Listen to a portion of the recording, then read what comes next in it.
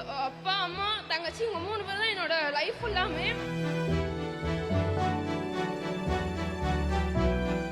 நான் பிரேமா, தென்காசி மாவட்டம் கழுநீர்குளம் அப்படிங்கிற ஒரு கிராமம் தான் என்னோட ஊர்.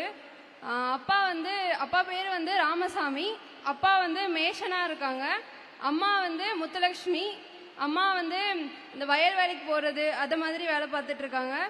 நான் வந்து படித்தது எல்லாமே கவர்மெண்ட் ஸ்கூலில் படித்தேன். அப்புறம் வந்து கவுன்சிலிங் மூலமாக வந்து கவர்மெண்ட் காலேஜ் ஆஃப் இன்ஜினியரிங் திருநெல்வேலியில் இசி டிபார்ட்மெண்ட் கிடைச்சது. ஸோ எங்கள் ஊரில் எப்படின்னா வந்து படிக்க அனுப்புறது வந்து கொஞ்சம் கஷ்டம்தான். அதுவும் வந்து எங்கள் அப்பாவுக்கு வந்து நாங்கள் 2 பேர் பொண்ணு, நான் அப்புறம் தங்கச்சி. எங்கள் ஊரை பொறுத்த வரைக்கும் என்னென்னா அப்பா வந்து ரொம்ப பேசுவாங்க. ஒரு பையன் இல்லை அப்படிங்கிறது வந்து அவ்வளோ ஒரு இதாக சொல்லுவாங்க. ஆனால் எல்லாம் சொல்லுவாங்க, எதுக்கு பொம்பளை பிள்ளைய படிக்க வச்சுட்டு படித்து என்ன ஆக போகுது அப்படி தான் சொல்லுவாங்க. ஆனால் அப்பா வந்து அப்படிலாம் இல்லை, என் பொண்ணு வந்து அவள் சொந்த காலில் நிற்கணும் அப்படின்னு சொல்லிட்டு என்னை படிக்க வச்சாங்க. அப்புறம் நான் படிச்சுட்டே இருந்தேன். படிச்சுட்டு இருக்கும்போது அப்போனா அப்பா ரொம்ப கஷ்டப்பட்டுருக்காங்க. அப்பா அம்மா சின்ன வயசுலேருந்தே கஷ்டப்பட்டுட்டே தான் இருந்தாங்க. கஷ்டப்பட்டு ஒரு வீடு வாங்கிட்டோம். வீடு எப்படின்னா ஓட்டு வீடு தான். அது மழை பெஞ்சா தாங்காது, ஒழுகிட்டே தான் இருக்கும். ஸோ நான் வந்து காலேஜ் போயிட்டேன். காலேஜ்க்கு வந்து ஹாஸ்டலில் படிச்சுட்டு இருந்தேன். அப்போலாம் ஹாஸ்டல்லலாம் இருக்கும்போது மழை பெஞ்சா தெரியவே செய்யாது, அது ஒரு சேஃபான இடத்துல இருந்த மாதிரி இருக்கும். அப்போலாம் வீட்டை பற்றி தான் யோசிச்சுட்டு இருப்பேன். வீடு ஒழுகிட்டு இருக்குமே, இப்போ அம்மா அப்பா என்ன பண்ணிட்டுருப்பாங்க, அது வந்து ஓடிட்டே இருக்கும், மைண்டில் ஓடிட்டே இருக்கும். எப்படியாவது வந்து அம்மா அப்பா வந்து ஒரு நல்ல வீடு கட்டி கொடுத்துடணும். அப்புறம் வந்து என் மேலே நம்பிக்கை வச்சு எல்லாரும் சொன்னாங்க படிக்க அனுப்பாதீங்கன்ட்டு. எங்கள் அப்பா வந்து என் மேலே இருக்க நம்பிக்கையில் மட்டும்தான் படிக்க அனுப்புனாங்க. ஸோ அப்பாவோட நம்பிக்கையும் காப்பாற்றணும் அப்படிங்கிற ஒரு எய்மோட படிச்சுட்டு இருந்தேன். ஸோ அப்படி இருக்கும்போது 7th செமஸ்டரில் வந்து எங்களுக்கு நான் முதல்வன் மூலமாக IC chip design and verification அப்படிங்கிற ஒரு கோர்ஸ் எட்வியான் டெக்னாலஜிஸுங்கிற ஒரு கம்பெனிலேருந்து நடத்துனாங்க. ஸோ அந்த கோர்ஸ் மூலமாக தான் வந்து ஒரு புது இண்டஸ்ட்ரி பற்றியே தெரிஞ்சுக்கிட்டோம். ஸோ நாங்கள் ஈஸி படிக்கும்போது ஒன்று சாஃப்ட்வேர் போகலாம், இல்லாட்டி எம்பெடட் அது ரிலேட்டடாக படிக்கலாம் அப்படிங்கிற மட்டும்தான் தெரிஞ்சிருந்தது. ஸோ அவங்க மூலமாக வந்து செமிகண்டக்டர் இண்டஸ்ட்ரி அப்படிங்கிற ஒரு இருக்குது அப்படிங்கிறத வந்து தெரிஞ்சுக்கிட்டோம். ஸோ இந்த கோர்ஸை வந்து நாங்கள் வெளியே போய் படிச்சிருந்தோம் அப்படின்னா லட்சக்கணக்கில் கேட்பாங்க. ஒரு கோர்ஸ் முடிக்கிறதுக்கே லட்சக்கணக்கில் செலவாகும். அப்படி வந்து எங்கள் வீட்டில் வந்து படிக்க வச்சுருப்பாங்களான்னு தெரில. ஏன்னா அப்பாவும் இன்னும் கஷ்டப்பட்டுகிட்டே தான் இருக்காங்க. ஸோ அதுவும் இல்லாமல் நேர்லேயே வந்து சொல்லி தந்தாங்க. வீக்லி தேர்ஸ்டே வந்து ட்ரைனர்ஸ் வந்து சொல்லி தருவாங்க. ஸோ எப்படின்னா நான் நினச்சதெல்லாம் நான் அந்த கோர்ஸ் படித்தேன். அப்புறம் ஹேக்கத்தான் நடந்துச்சு, ஹேக்கத்தான் அட்டன் பண்ணோம். இன்டர்வியூ ப்ராசஸ் போயிட்டு இருந்துச்சு, அதை முடித்தேன். ஸோ அதை முடிச்சுட்டு இப்போ நாங்கள் ஒரு நான் முதல்வன் மூலமாக ஒரு 9 பேர் வந்து எட்வியான் டெக்னாலஜிஸ் அப்படிங்கிற ஒரு செமிகண்டக்டர் ரிலேட்டடான ஒரு கம்பெனியில் ஒர்க் பண்ணிகிட்டு இருக்கோம். அது வந்து எப்படின்னா இப்போ வந்து யாருமே வந்து எங்கள் அப்பா கிட்ட போய் சொல்ல முடியாது, நீ படிக்க வச்ச, ஆனால் உன் பொண்ணு வந்து நான் இப்போ எதாவது படித்து முடிச்சுட்டு வீட்டில் இருந்திருந்தேன் அப்படின்னா வந்து எங்கள் அப்பா மற்றவங்களாம் சொன்னது உண்மையாயிருக்கும், பொம்பளை பிள்ளை படித்து என்ன பண்ணுறா அப்படின்ட்டு. ஆனால் இதுக்கப்புறம் யாருமே வந்து அந்த வார்த்தையே சொல்ல முடியாது, பொம்பளை பிள்ளை படித்தா என்ன பண்ண முடியும் அப்படிங்கிறது. ஏன்னா வந்து கேர்ள்ஸ்க்கு தெரியும், கேர்ள்ஸோ பாய்ஸோ 2 பேருக்குமே ஒரே எய்ம் தான். நம்ம அம்மா அப்பாவை எப்படி பார்த்துக்கணும் அப்படிங்கிறது வந்து 2 பேருக்குமே காமனான ஒரு எய்ம் தான். ஸோ அதை வந்து என் அப்பா வந்து இப்போ ரொம்ப பெருமையாக இருப்பாங்கன்னு நினைக்கிறேன். ஏன்னா வந்து அவங்க வச்ச நம்பிக்கையால் தான் வந்து இவ்வளோ தூரம் வந்து எல்லாமே பாசிபிளாக ஆகிருக்கு.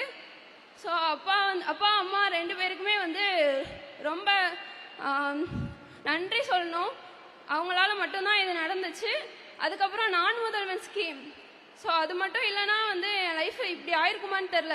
படிச்சுட்டு முடிச்சுட்டு என்ன பண்ணியிருப்பேன் அப்படிங்கிற ஒரு ஐடியாவே இல்லாத போது வந்து சான்ஸ் தான் இது.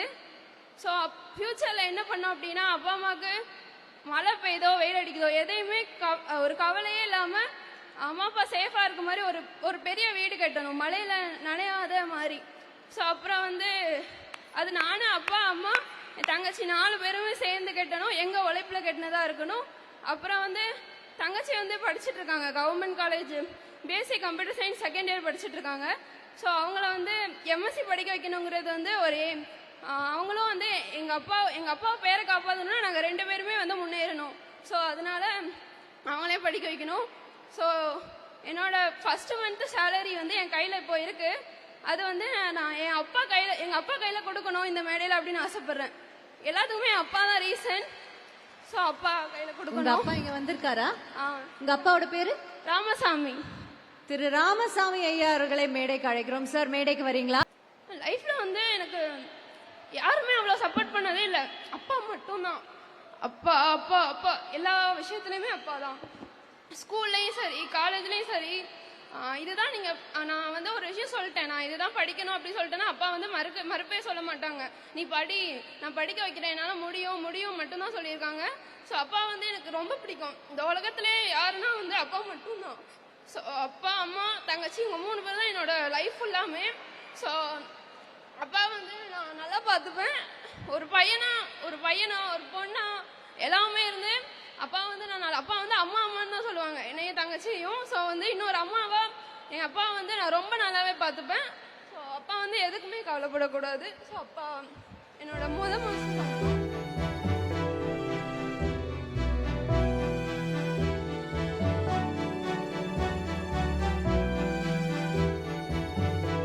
என் மகளை படிக்கும்போது எல்லாரும் சொன்னாங்க, பொட்டை படிக்க வைக்காதான்னு சொன்னாங்க.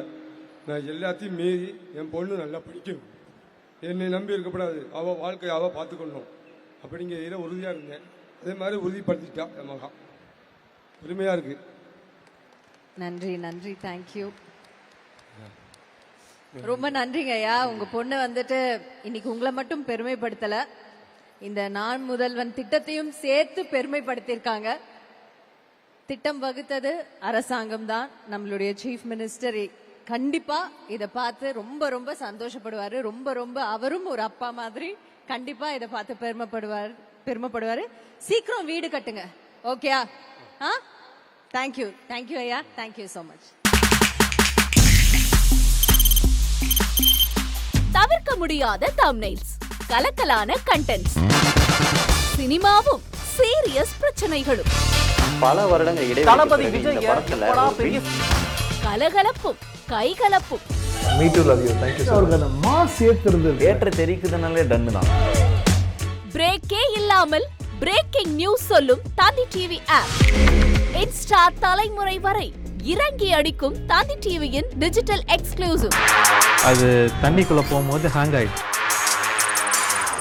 உங்களுக்கு விஜய் சார் எந்த அளவுக்கு ரொம்ப பிடிக்கும்? Of course, Malayalis are huge Vijay sir fans. ரெண்டு பேருமே ரொம்ப பிடிக்கும் எனக்கு.